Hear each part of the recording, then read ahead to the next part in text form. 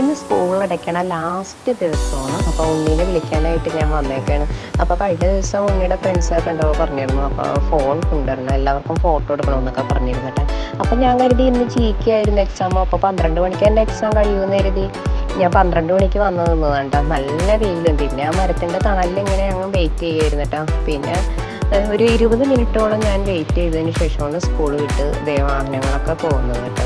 അപ്പോൾ ഞാൻ 12 മണിക്കുന്നൊരു നേരത്തെ വന്നത്. പിന്നെ ഞാൻ അവിടെ വെയിറ്റ് ചെയ്ത് പിന്നെ 2-3 പേർക്ക് ഫോൺ ചെയ്തൊക്കെ ഇങ്ങനെ നിന്നപ്പോഴേക്കും പിന്നെ സമയമായി. സ്കൂൾ ബസ്സൊക്കെ പുറത്തേക്ക് പോയതിന് ശേഷം കേട്ടോ കുട്ടികളെ നമ്മൾ പിക്ക് ചെയ്യാനുള്ള കുട്ടികളെയൊക്കെ പുറത്തേക്ക് വിടുകയുള്ളൂ.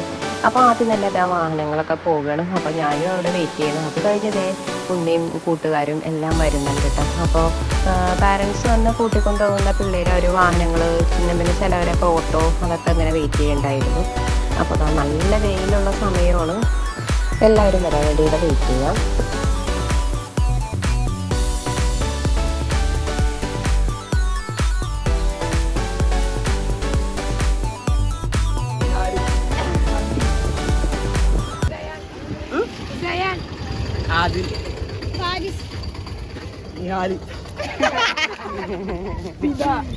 അപ്പൊ നിങ്ങള് സബ്സ്ക്രൈബ് ചെയ്തിട്ടുണ്ടോ എന്റെ ചാനൽ?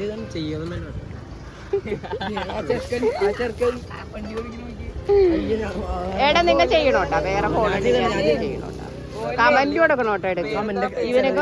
ഇവനൊന്നും കാണൂലടാ, ഇവന് ഇഷ്ടമല്ല. നിങ്ങൾ കളിയാക്കൂന്നും പറഞ്ഞിട്ടാണ് ഇവൻ നീ കളിയാക്കൂന്നും പറഞ്ഞിട്ടല്ലേ ഞാൻ വീഡിയോ അടിക്കുമ്പോ അവന് ഒളിച്ചേക്കും. ഞാൻ കണ്ടെന്ന് പറയാറ്, ഞാൻ വീഡിയോ നാളെ കള്ളം പറയാൻ നീയെ പോണതല്ലേ? ആ ക്ഷയിക്കാൻ എന്നിട്ടോ കാണാം. വലിയ ആളായിട്ട് വാ. എടാ നിങ്ങളെല്ലാരും ആ നോമ്പ് തുറക്കാൻ വാ. വീട്ടിൽ വാ, നോമ്പ് തുറക്കാൻ വരുവോ? എന്ന് വരാ ഉമ്മ ഡേറ്റ് പറയാ. ഞാൻ പറഞ്ഞ വരൂല. ഡേറ്റ് പറഞ്ഞ വരുവോ? ഡേറ്റ് വിളിച്ചു പറയാ.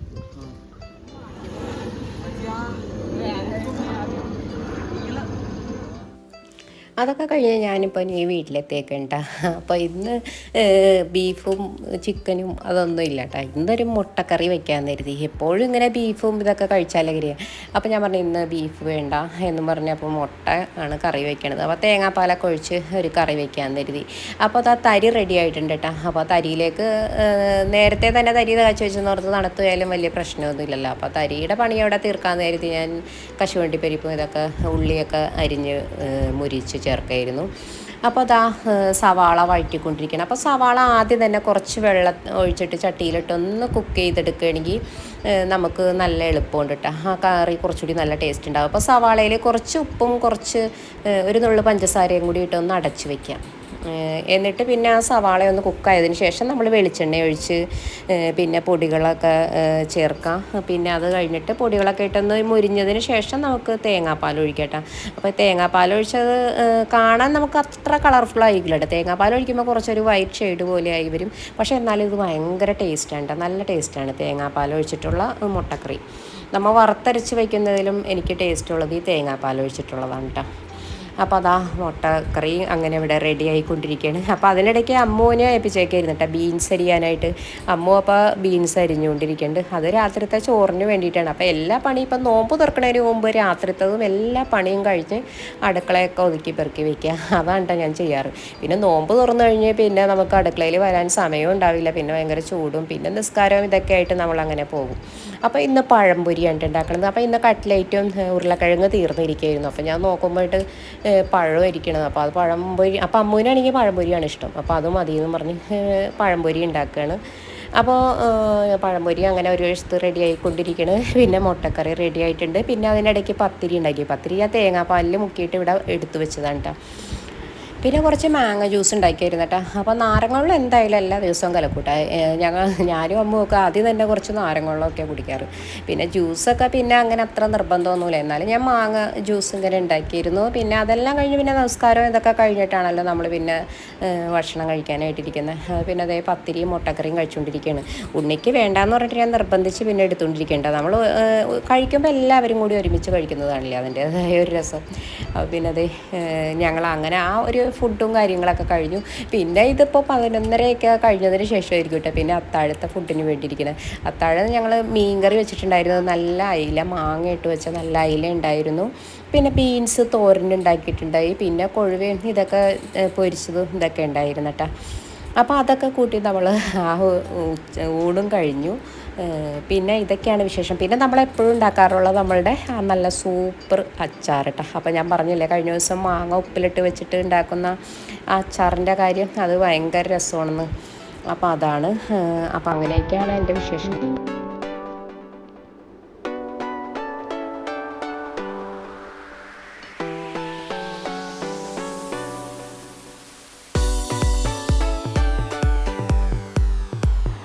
ഇനി അടുത്ത ദിവസത്തെ വിശേഷം കാണിക്കാട്ടോ. അപ്പോൾ എനിക്ക് തേങ്ങയൊക്കെ ഒന്ന് മിക്സിയിലിട്ടൊന്ന് ക്രഷ് ചെയ്തെടുക്കണം. അപ്പോൾ ഇന്ന് ഞാൻ പാവയ്ക്കാണ് കേട്ടോ കറി വയ്ക്കുന്നത്. ഒരു പാവയ്ക്ക തീയലുണ്ടാക്കുക. അത് ചോറിനുള്ള കറിയാണ് പാവയ്ക്ക തീയലുണ്ടാക്കണത്.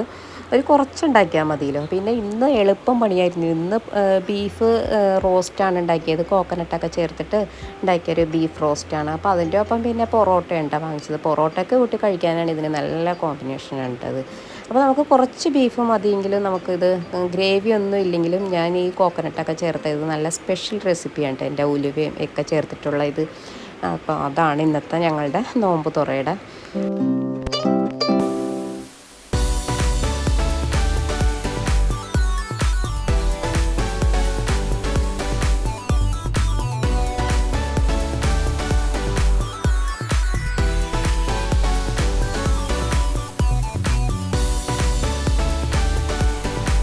ഇനി പിന്നെ ഒരു കൊഴുവ തോരനുണ്ടാക്കുന്നുണ്ട്. അപ്പോൾ കൊഴുവ പൊരിക്കാൻ വേണ്ടി ഞാൻ മുളകൊക്കെ പുരട്ടി വെച്ചതാണ്. അപ്പോൾ എനിക്ക് തോന്നി ഒരു കൊഴുവ പീര ഉണ്ടാക്കാമെന്ന് കരുതി പെട്ടെന്ന് തീരുമാനിച്ചതാണ്.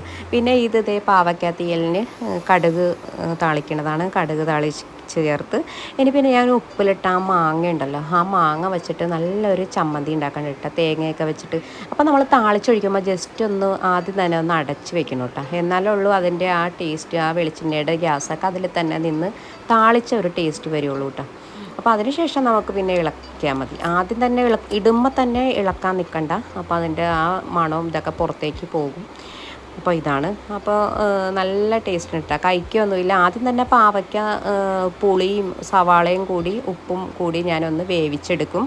അതിനുശേഷം നന്നായി വറുത്ത ഉള്ളിയും ജീരകവും കൂട്ടി വറുത്ത തേങ്ങ അരച്ച് ഇതിലേക്ക് ചേർത്താണ് പാവയ്ക്ക തീയലുണ്ടാക്കണത് കേട്ടോ. പിന്നെ അതേ നമ്മളുടെ നല്ല ചമ്മന്തി, ഇത് മുളകും തേങ്ങയും ഉള്ളിയും അച്ചരച്ചതാണ്. ഇനിയിപ്പോൾ ഞങ്ങൾ ഇതേ രാത്രിയത്തെ ഫുഡ്, ഇപ്പോൾ രണ്ടാമത്തെ ദിവസത്തെ ഫുഡ് കഴിക്കാൻ വേണ്ടി ഇരിക്കുകയാണ് കേട്ടോ. അപ്പോൾ ഇതൊക്കെയാണ് എൻ്റെ പുതിയ പുതിയ വിശേഷങ്ങളൊക്കെ. ഇനിയും പുതിയ പുതിയ വിശേഷങ്ങളൊക്കെ ആയിട്ട് ഞാൻ ഇനിയും വരാം, അടുത്ത വീഡിയോയിലൂടെ വരാം. അപ്പോൾ അതുവരേക്കും എല്ലാവർക്കും, ഇനിയിപ്പോൾ ആരെങ്കിലും സബ്സ്ക്രൈബ് ചെയ്യാത്തവരുണ്ട്, ഞാൻ എപ്പോഴും പറയാറൊന്നുമില്ല, മറന്നു പോകും. സബ്സ്ക്രൈബ് ചെയ്യാത്തവർ ആദ്യമായിട്ട് ആരെങ്കിലും കാണുകയാണെങ്കിൽ എൻ്റെ ഈ ചാനലൊന്ന് സബ്സ്ക്രൈബ് ചെയ്യുക.